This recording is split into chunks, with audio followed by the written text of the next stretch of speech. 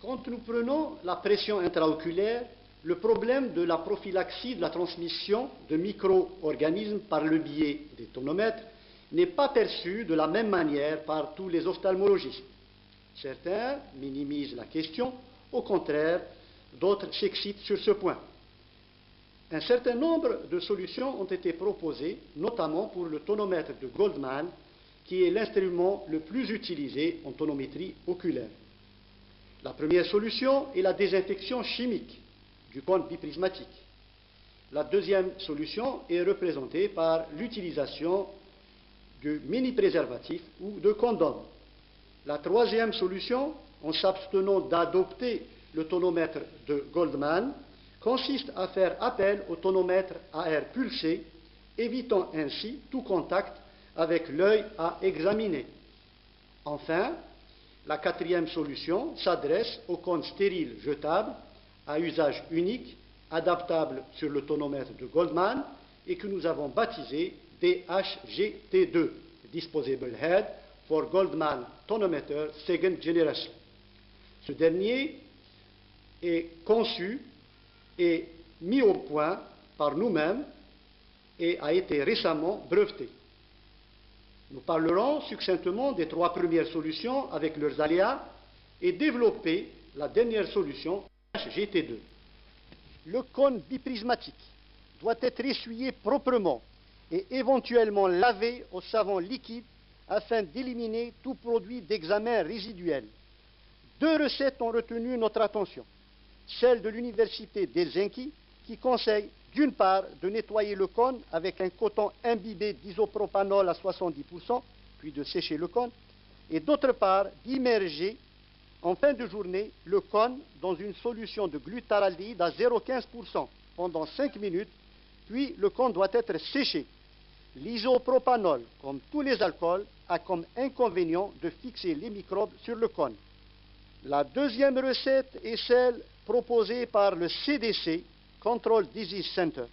Elle consiste en un trempage du cône pendant 5 à 10 minutes dans de l'eau de javel diluée à 1/10, en un rinçage à l'eau du robinet, puis en un séchage du cône. La solution javelisée est à changer tous les jours. La désinfection chimique pose des problèmes. Les procédés de désinfection chimique peuvent être à l'origine d'irritations conjonctivales, voire même de kératite iatrogène, si le rinçage du cône est insuffisant. Une désinfection chimique prolongée du cône biprismatique peut altérer ce dernier et le rendre inutilisable. Cette désinfection prolongée est pourtant nécessaire dans le cas des prions de la maladie de Creutzfeldt-Jakob. Les mini-préservatifs en latex, du fait de leur faible dimension, de leur mollesse, exposent au risque de la souillure de la partie externe du mini-préservatif par les doigts du manipulateur. Les condoms en silicone, avec leur protection pour le cône biprismatique, ne conviennent pas à une utilisation généralisée systématique du fait de leur prix relativement élevé. De plus, mini-préservatifs et condoms surestiment la pression intraoculaire.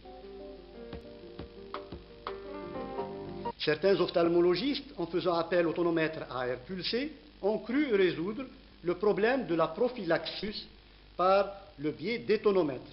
En fait, le jet d'air de ce type de tonomètre rend le film lacrymal, éventuellement infecté, et le transforme en gouttelettes dispersées et en aérosol, aggravant ainsi le risque de transmission de l'infection.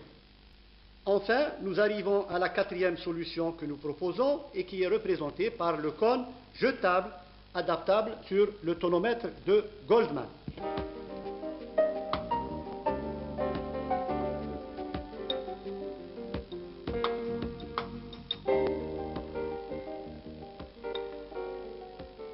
Notre nouveau cône, le DHGT2, est un élément transparent creux en matière plastique tronconique de teinte bleue et comportant au niveau de l'extrémité plane, côté externe une petite quantité de fluorescéine et côté interne le dessin d'un cercle de 3,06 mm de diamètre.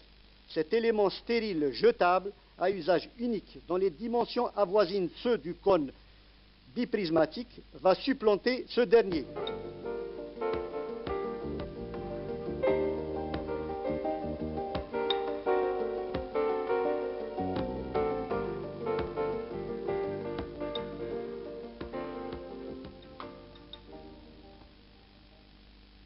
Nous utilisons donc le tonomètre de Goldman calibré après avoir supplanté le cône biprismatique par le DHGT2. Nous anesthésions la cornée avec le chlorhydrate d'oxyprobucaïne à 0,40% en collier. La subdivision 4 mm de mercure du bouton du tonomètre de Goldman est mise en face de l'index. Le tonomètre porté par le chariot du biomicroscope est avancé lentement par le praticien jusqu'à ce que ce nouveau cône entre en contact avec la cornée du patient assis en bonne position. Nous tournons le bouton du tonomètre de Goldman dans le sens croissant jusqu'à ce que la limite de la zone aplanie se superpose avec le cercle dessiné sur le DHGT2. À ce moment, nous lisons la vasculaire sur le bouton du tonomètre. Cette figure montre les images comparées données par le DHGT2 et le cône biprismatique.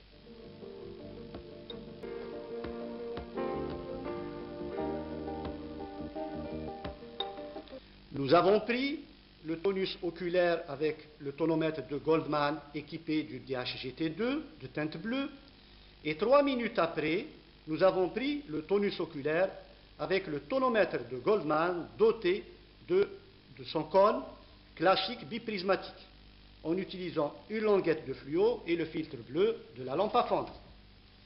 Ces mesures, 2 pour chaque œil, 2 pour chaque variété de cône, ont été comparées par l'étude des moyens des mesures et par la méthode statistique des séries appariées à propos de 30 cas avec un tonus compris dans la fourche de 9 à 24,25 mm de mercure.